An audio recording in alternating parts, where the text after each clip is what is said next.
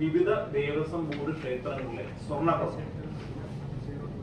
UDF പ്രതിപക്ഷമായിരുന്ന സമയത്ത് നമ്മൾ ഉന്നയിച്ചത് ശബരിമല സ്വർണ്ണ കേസ്, അതേപോലെ തന്നെ മറ്റ് ക്ഷേത്രങ്ങളിലെ സ്വർണ്ണക്കൊള്ള, ഇതൊക്കെ കൃത്യമായി ഉന്നയിക്കും, ഇവർക്കെതിരെ കുറ്റക്കാർക്കെതിരെ കർശന നടപടി സ്വീകരിക്കുമെന്ന് പറഞ്ഞിട്ടാണ് ടീം UDF അധികാരത്തിൽ കയറിയത്.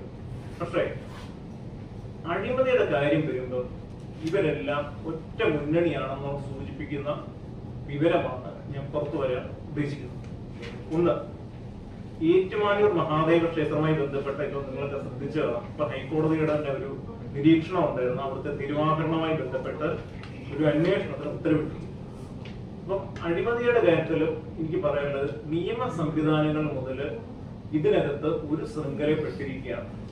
കാരണം അതിന് ഒറ്റ ഉദാഹരണം പറഞ്ഞാൽ ഏറ്റുമാനൂർ മഹാദേവ ക്ഷേത്രത്തിലെ രുദ്രാക്ഷമാലയിലെ സ്വർണം കിട്ടിയ രുദ്രാക്ഷമാല, അത് തിരുവാഭരണത്തിൽ ഉൾപ്പെടുന്ന മാലയാണ്. അതിൽ 81 മുത്തുകളാണ് ഉണ്ടായിരുന്നത്, സ്വർണം കിട്ടിയ 81 മുത്തുകൾ. അതില് 2021 വിജിലൻസ്, സംസ്ഥാന വിജിലൻസ് അന്വേഷണം നടത്തുമ്പോൾ കണ്ടെത്തിയത് വെറും 72 മാത്രമാണ്. അതായത് 81 മുത്തുകൾ, സ്വർണം കിട്ടിയ മുത്തുകളിൽ വെറും 72 മാത്രമാണ് വിജിലൻസിന് കണ്ടെത്താൻ സാധിച്ചത്. ബാക്കി 9 മിസ്സിംഗ് ആണ്. അതുമായി ബന്ധപ്പെട്ട് അന്നത്തെ Vaikom deputy Devaswom commissioner K. Sreelatha കുറ്റക്കാരിയാണെന്ന് വിജിലൻസ് കണ്ടെത്തിയിരുന്നു. അതിനെപ്പറ്റി കൃത്യമായിട്ട് ഈ വിജിലൻസിന്റെ ഒരു റിപ്പോർട്ടിൽ കൃത്യമായി അക്കമിട്ട വിവരങ്ങൾ പറയുന്നുണ്ട്, എന്തൊക്കെയാണ് ഇവർ ചെയ്ത കുറ്റങ്ങൾ. പക്ഷെ എന്നിട്ടും എന്തുകൊണ്ടാണ് ഇവർക്കെതിരെ യാതൊരു നടപടിയും സ്വീകരിക്കാത്തതെന്ന് തിരുവിതാംകൂർ ദേവസ്വം ബോർഡ് വ്യക്തമാക്കണം.